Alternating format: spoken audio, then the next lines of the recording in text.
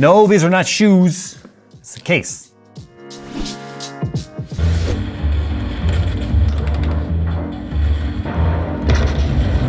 Hey, Jay. Jay. Jay. What? We got work to do. Yeah, I'm playing World of Warships. Yeah. World of Warships is the free-to-play naval strategy game where you command the most iconic and famous warships from World War I and World War II, recreated with stunning detail and accuracy. Build your fleet while participating in various game types while upgrading your ship's arsenal along the way. New players who sign up using my link below will receive an exclusive starter pack to get you up and running quickly by receiving 7 days premium time, 1 million credits, 300 doubloons, and the Tier 5 premium ship, the Exeter. So what are you guys waiting for? Start sinking ships with World of Warships by heading to the description below and getting your freebies. All right, so what I have right here is the latest case coming out from Thorazone. If you know who Thorazone is, remember that case review I did a couple years back? I think it was Mjolnir. Thorazone, Mjolnir, clearly they're into Thor, God of Thunder. Anyway, this is their brand new case. I actually forget what it's called. It hasn't actually launched yet. It'll be launching like right after this. Nano Q and Mini ITX case. So I've seen photos of it, and it's cool because one of the things that we really like about SFF cases, and this is obviously an SFF case, is usually like a brand like Thorazone uses very premium products or very premium materials, and this one here has a pretty unique design we'll talk about in a second here. It says, "Hi Jay, can't wait to hear your thoughts on the madness we've cooked up this time. We've always appreciated your honesty and integrity, and it truly means a lot that you're willing to review even smaller brands like ours." Fun fact, I would much rather review a smaller brand like theirs than any of the large guys today. Moving on. Had a blast watching a review of Mjolnir ITX case. P.S. Hope you're still keeping up that sweet guitar playing of yours. Alex and Denise. Oh, and then also Bespoke Baka is going to be making, Joe. We all know Joe. He's going to be making the custom cables for this because he already has like one and he can do all of the custom stuff. It says, your bespoke small form factor journey begins today. And here's the thing I love about this is a small company, but it has a big premium feel about it. And that's one of the things I've loved about Thorazone.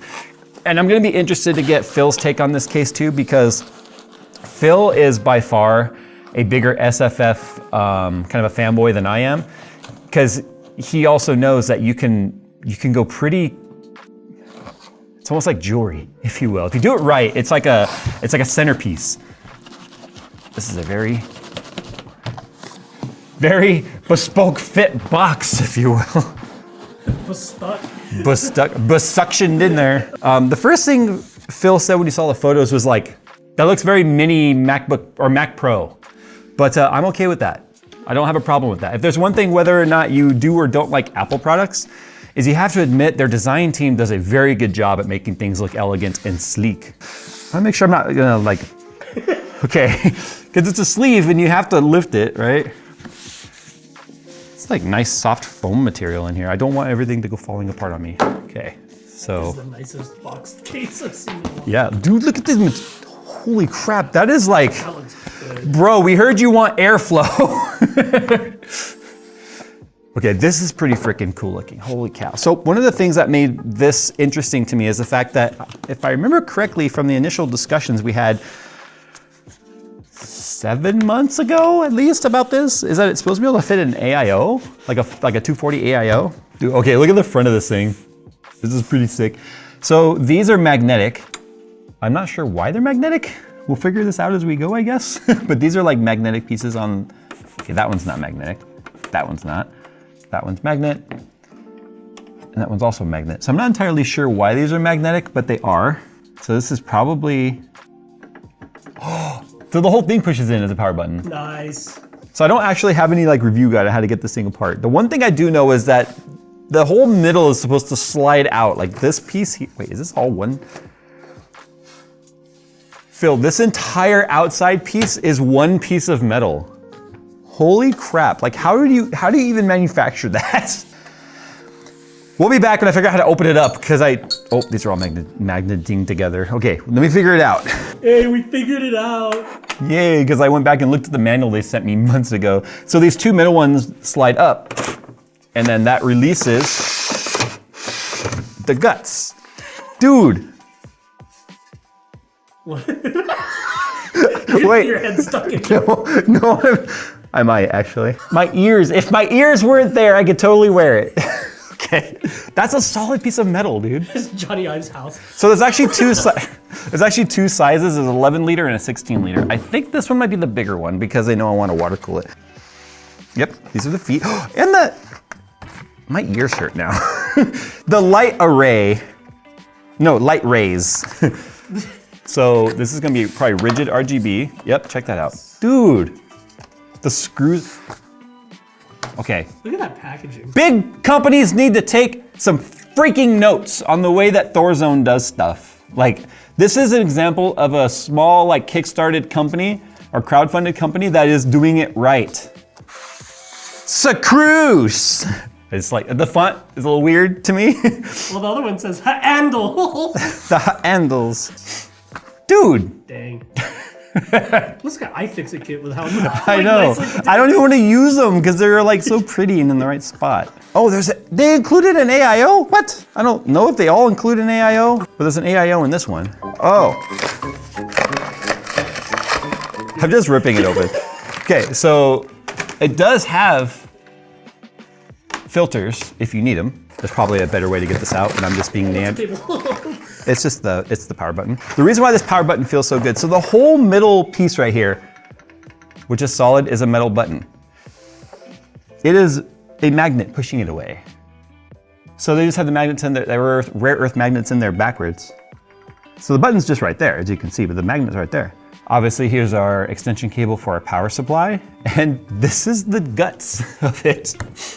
Yeah, so as you can see right here, we have a fan rail built into this guy. So that's the fan rail. Our motherboard mounts right here. Dude, do you know how much extra manufacturing this had to have cost to mill out like these rods like this? This is nuts. So you want to be careful with these. These could obviously be bent, but yeah, so that's what our screws and stuff all attach to. So this one right here, I don't think it comes with an AIO. Again, don't quote me. The actual official website will launch, actually launched a little bit before this video is going live. But I want to see what is in here. Because if it comes with the option for an AIO, that would be really neat. That way you know it's gonna fit, but I'm not entirely sure that that's the case for this. I think they just provided one for me that they know fits. It seems pretty basic, like just an Exeter type, which isn't a problem. It seems pretty standard, but this is a 280, not a 240. So already you can see the amount of cooling that we could get in this guy. It doesn't include any fans or anything. It just provided an AIO, but that's fine. Because if we look at this, your 280 with like room to spare. That is awesome. But this is like the simplest chassis. It's so cool. I've never seen personally, like I've never looked at a tubular frame like this. And then where half of it's milled out, as you can see right here. Because like you would hang the fans underneath it, that's why it's flat underneath, and then route all this to it. I'm really excited to do a build in this because it might be the first time we'll be able to have high-end like CPU and GPU that's air-cooled without it being a bajillion degrees. Because as you can see, no air is gonna get like straight up trapped in that. Airflow!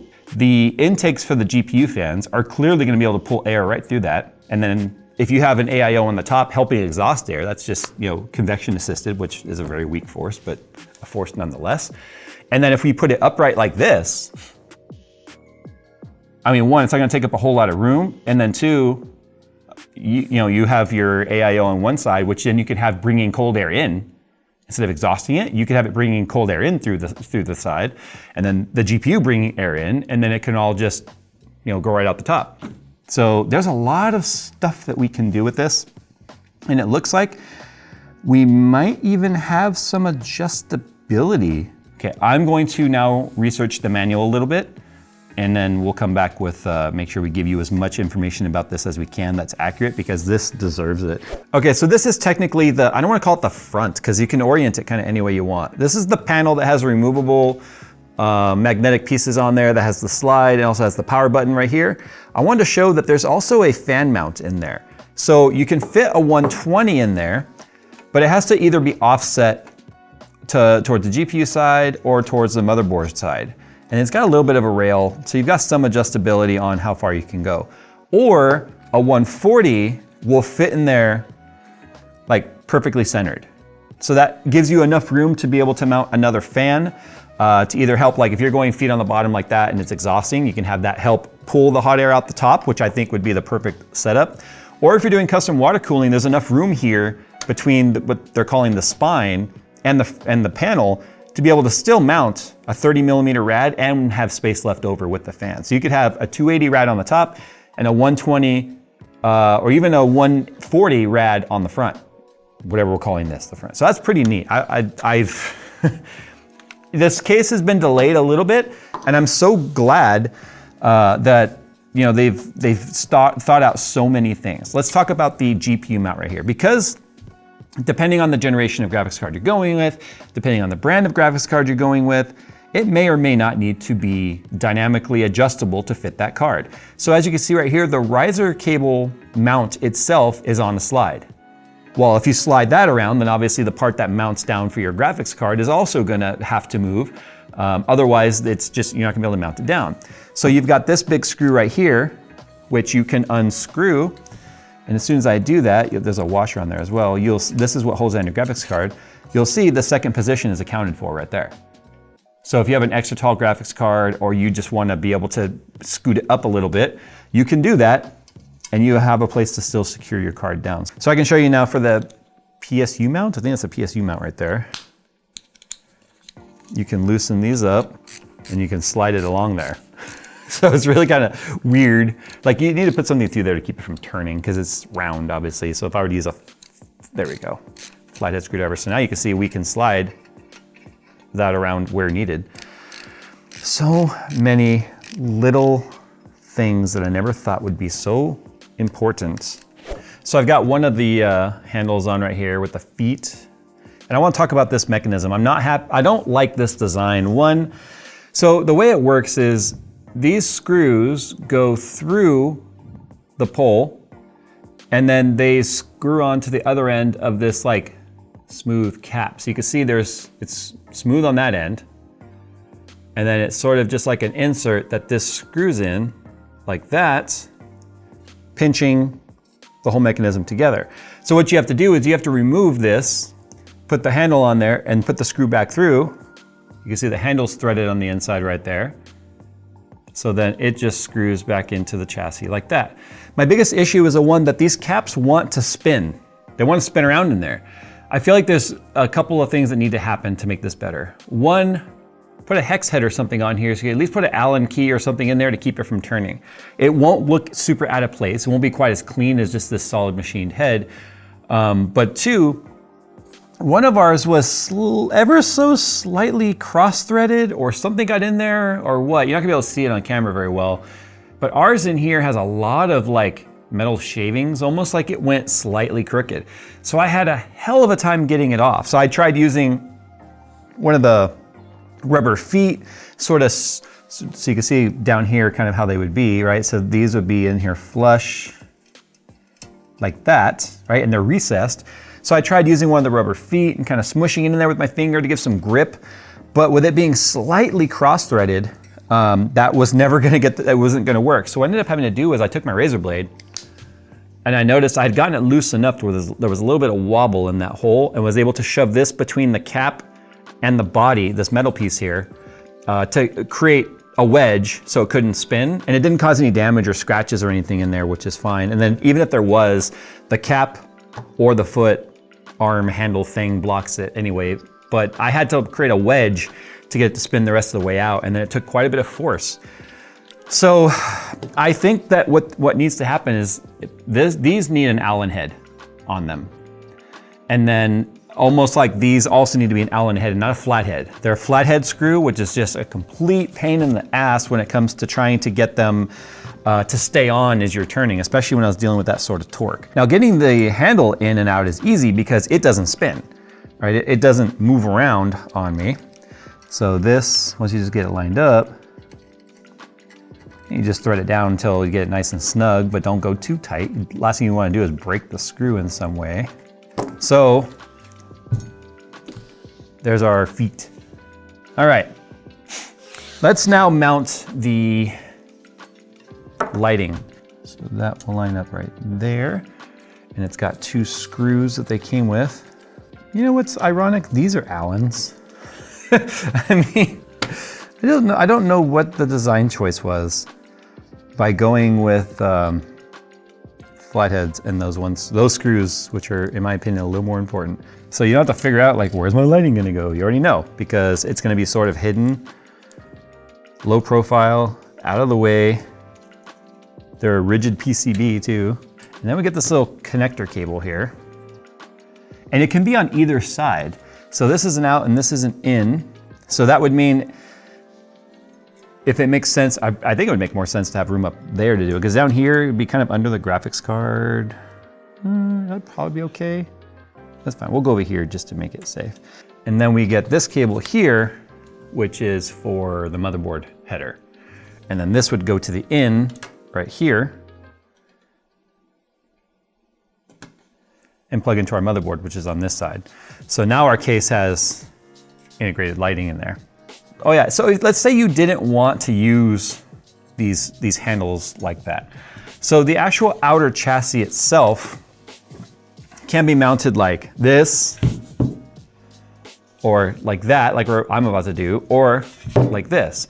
Well, you get 4 of these rubber feet. They're just these little press-in feet, and you got all these little round holes. You just basically find 2 that you want to put the feet in. You can sort of twist as you put it in there. There you go. So then you would have the 4 rubber feet, so it's not on the table. So especially if it's like, I think people would probably choose to go more like this, honestly, than the long way, which would still give you a fairly decent gap between those openings. The reason why I like the upright position is then just all 4 major sides of the case are nothing but just airflow. Oh, and you know what else is really cool? Because my first thought was like, this is aluminum. How are these magnetic filters going to magnetize in there? Well, you can see they actually inserted steel strips in there just so that it has something to magnetize to. Let's talk GPU fitment, because this is where you're going to have to make some trade-offs and sacrifices. So for instance, this is a RTX 4080 Strix. It is same size as the 4090. One of the largest cards. The Gigabyte does make a bigger one, but this is the largest card we have on hand.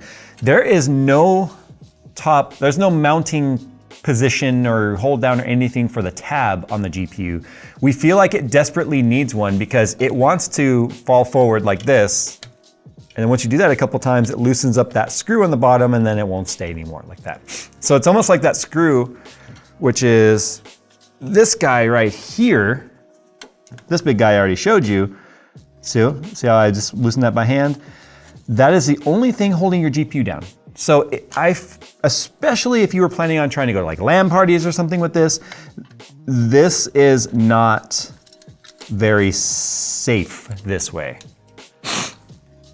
I certainly wouldn't try and like fly with it. That's for sure. I would take the GPU out separately if I were gonna have to ship this or something. And that's mostly because of the fact that it needs 3 points of contact. Right now, well, technically it needs a full 2 points of contact. So they really should have revised this to have something here to mount this guy down. That way it's being held at least in a triangular type of position. Now this really only applies to when you're having it in this more of a landscape position. When you go portrait like this and it's upright, well now the weight of it is just resting here. So one thing that we did also too is we did take advantage of the extra height allowed to us by sliding the bracket down. And that's because we want to make sure we have plenty of clearance between the top panel here and our power plug, which is right here. But I really think Thorzone needs to kind of go back to the drawing board a little bit and maybe revise this in the future. So you need to be mindful of that. If you have a smaller, more traditional graphics card, like a 3080 Ti or something that doesn't require all this giant, long, weighty thing hanging off of that very single screw point, it won't be as big of an issue because it won't be as long, it won't be quite as torquey. But speaking of its length, we did lose our clearance here to be able to put a 25mm fan. Now we could still fit a slim fan in here, which would be better than nothing. But if I were wanting to go with a full air-cooled build, go upright like this, have assisted convection cooling, yes, I know convection's a weak force, but if I wanted to have a fan up here helping exhaust air, it doesn't fit anymore. So that is, and it's like, it doesn't fit anymore by like 3 millimeters. But again, that's only because of the gargantuan size of this particular GPU. See, our downside here is now that Phil had to slide this way, we might have lost some of our clearance right here. Might have to run one slim fan on that side. Oh, see, anytime we have to make a concession like that, we lose some bit of efficiency and slash functionality. So we would have no choice but to go higher. Like we would have to mount this back up higher, and we for sure would have to use like a 90-degree cable. So there's brands out there that have 90-degree cables. There's Amazon brands. Obviously there's Cable Mods 90-degree cable. I think Corsair makes one. Because like I was thinking to myself, like if I was going custom water cooling, would it be a problem? Yes, because the height that we're accounting for between the slot and the power plug doesn't change when you put on a water block. So that doesn't make a difference. So I think this might actually work. We still are very tight over here for the power plug though. Oh man. And you don't want to go over tightening, it's aluminum. So, okay, there's that. Yeah. Okay, so it is doable. You know what I feel like is the right order to do this? I feel like you would want to mount your AIO with your fans and everything in there and then slide your GPU down to touch the fan, which would, this case would actually be the cage, right? Because we would want it as an intake for the GPU, for the rad. So then you could just rest it on the hub. Like I feel like, which it's kind of doing at the moment. Yeah. But it wasn't much. Man, okay, so it's doable though. I guess the other thing I should do right now is I'm gonna get like my Corsair cable and see if I can even finagle that. We know this fits now, I don't need to hold that anymore. I need to see now what happens with the power plug, because that's the other half of the equation. Now in terms of routing, it can't go through here because this is where the power supply goes, right here. So it'd probably have to route up and around, which to be honest, I think will be just fine. So, see, that's why it really needs to be tightened, like it needs to be, it needs a third contact point somewhere. I've already given up that one fan spot right there. Dude, that's fine. There's no issues with that whatsoever. And to prove it,